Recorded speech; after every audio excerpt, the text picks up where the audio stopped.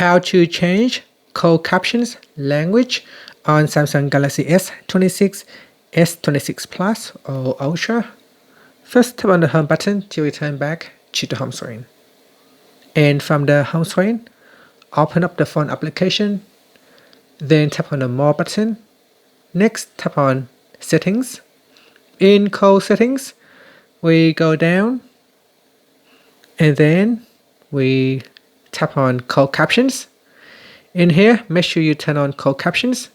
So tap on the toggle button to turn on Call Captions. Then we go down and tap on Language.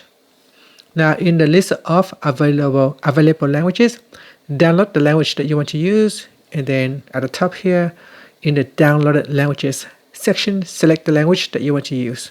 Then tap on the back key, tap on the home button to return back to the home screen. And that's it. Thank you for watching this video.